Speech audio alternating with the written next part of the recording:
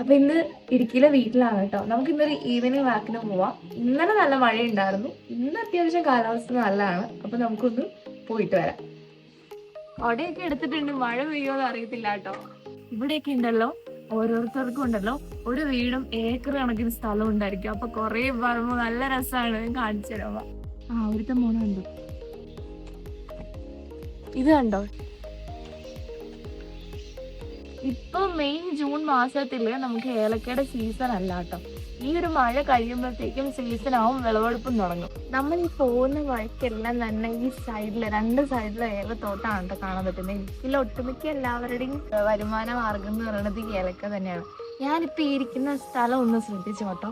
ഇനി മൺസൂൺ തുടങ്ങുകയാണ്, മഴക്കാലം വരികയാണ്. അപ്പൊ ഇതിന്റെ ഒരു ഫേസ് മാറണത് ഞാൻ അപ്പൊ കാണിച്ചു തരാം. പോകുമ്പോ ഉണ്ടല്ലോ, ആ മുകളിൽ നമുക്ക് പാൽക്കുളമേട് കാണാൻ പറ്റും. പാൽക്കുളമേട് എന്ന് പറയുമ്പോൾ അത്ര ഫേമസ് അല്ല, ഫോറസ്റ്റ് ഏരിയ തന്നെയാണ്. എന്നാലും ചില സമയത്തൊക്കെ ഫോറസ്റ്റ് ഓപ്പൺ ആക്കി കൊടുക്കും കേട്ടോ. അതിന്റെ മുകളിൽ പോകുന്ന വ്യൂ അടിപൊളിയാണ്. നമുക്ക് എപ്പോഴെങ്കിലും ഒന്ന് പോകാൻ പറ്റുകയാണെന്നുണ്ടെങ്കിൽ ഞാൻ കാണിച്ചു തരാം കേട്ടോ. രണ്ട് മലയുടെ ഇടയ്ക്കൂടെ ഒരു റോഡ് ഇങ്ങനെ പോയിട്ടേ നല്ല രസമാണ്. ഇപ്പുറത്തെ സൈഡാണെങ്കിലും ഇപ്പുറത്തെ സൈഡാണെങ്കിലും.